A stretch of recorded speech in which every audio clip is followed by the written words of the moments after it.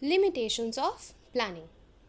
Now, as you can see in front of you, there are limitations classified into two types. The first one is the internal limitation, and the next one is the external limitations.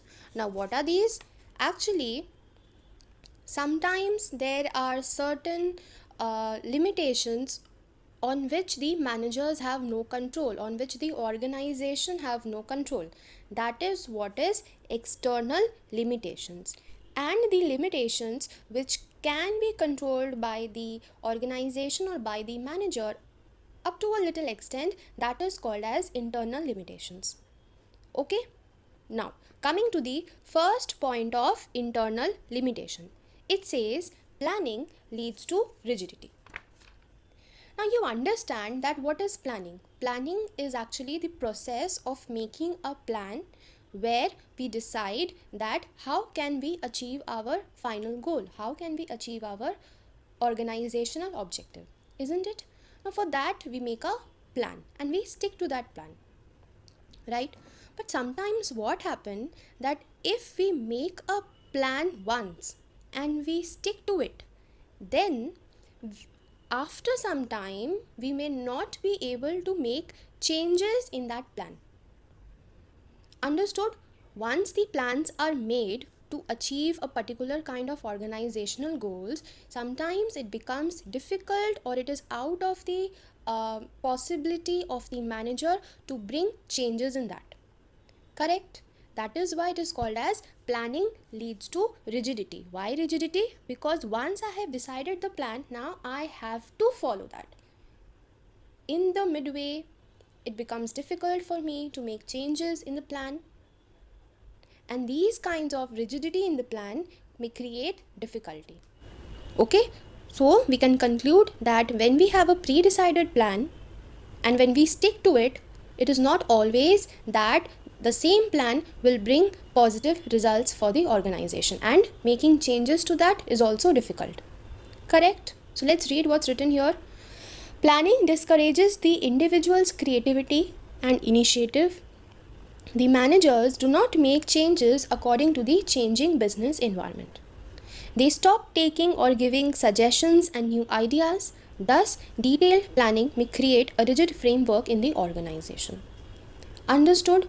Rigidity means I am not free enough to make changes. I feel fixed. Okay, point number 1 is clear. Now moving on to point number 2. Point number 2 says planning may not work in a dynamic environment. Now firstly, we need to keep in our mind that the business environment is very dynamic.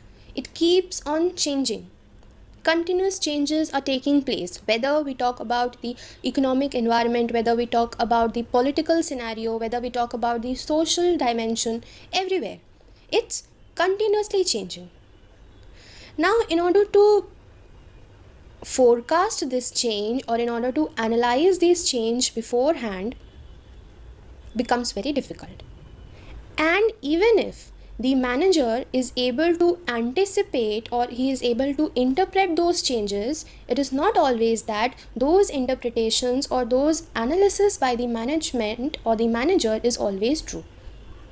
Okay, that means if my business environment is continuously changing, or if I say if my business environment is having a dynamic approach, making a plan in that situation, making a plan in that environment is not always feasible. Moving on to point number 3. Point number 3 says planning involves huge costs. Now, planning is a very intellectual process. Okay, it's not such a simple task to just analyze the future and make plans according to that. No. Planning is a very intellectual process. What do we mean by intellectual process? It is a process which involves lots of creativity, lots of thinking, lots of mental skills. And for this creativity, this mental skill, who are hired in the organization? The professional experts are hired in the organization to carry on the process of planning. So just think, if these professional experts are so qualified in their field, they are so expertised, then how much will their salary be? It will also be high. Correct? So first point is salary of the professional experts. Lots and lots of time, lots and lots of facts are required to form a plan. And of course, for bringing these facts, bringing these data, bringing these figures, money is required, isn't it? Therefore, we can say that planning is a very cost-consuming process.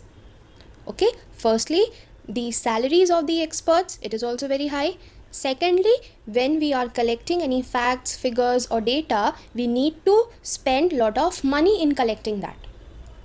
Okay, whatever cost I am incurring, whether be my salary of the experts or whether be the cost in order to collect those facts and figures, whatever cost it is, the benefit which I should derive, the results which I should get, that should be always more than the cost which I have incurred.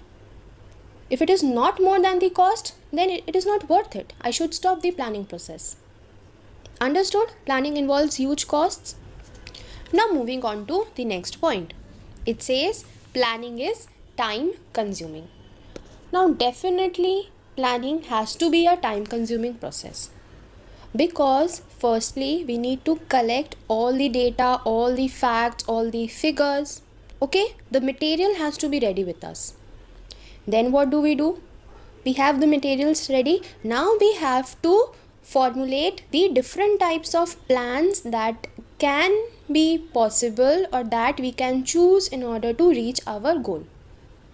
Okay, there can be plan A, there can be plan B, there can be plan C. Whatever plans are possible, we have to formulate that. Then what do? We have to evaluate each and every plans, that what are the advantages and what are the disadvantages of each and every plan. Correct?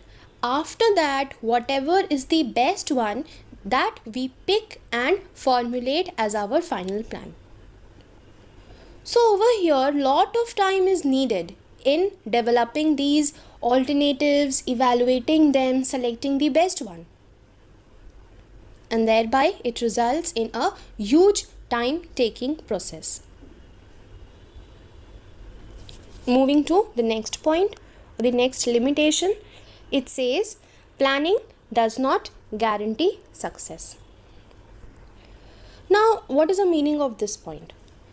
This point means that general tendency of a human being is that if I have made a plan, I will be successful.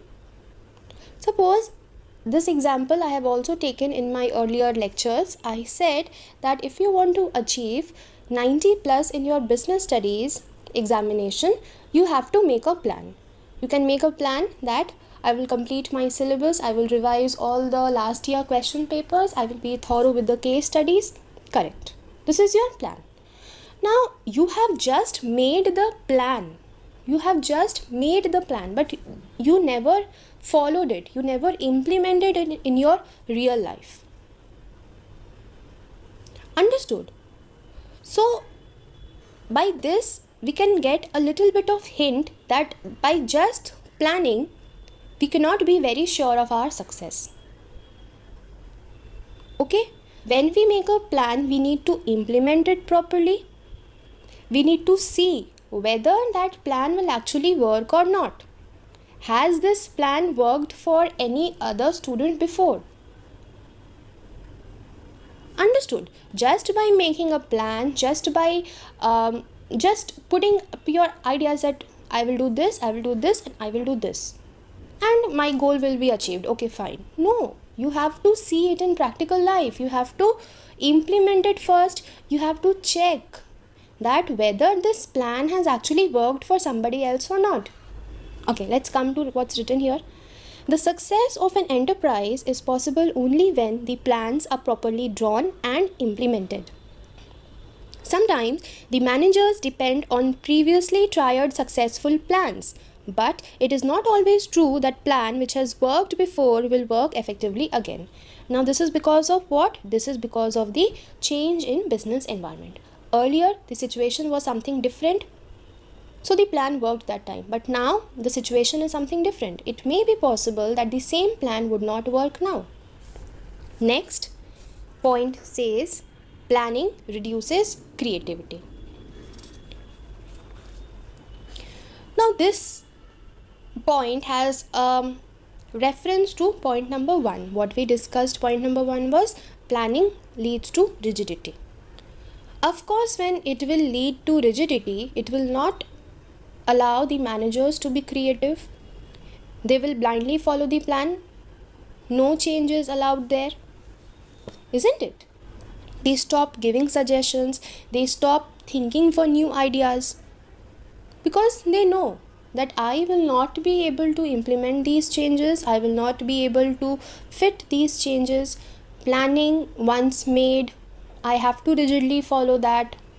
Understood? So it reduces the creativity, it reduces the initiative of the manager, and somewhat he becomes the blind follower of that plan. So that is all related to the internal limitations of planning. So that is all for today. We'll meet you in the next video. Thank you.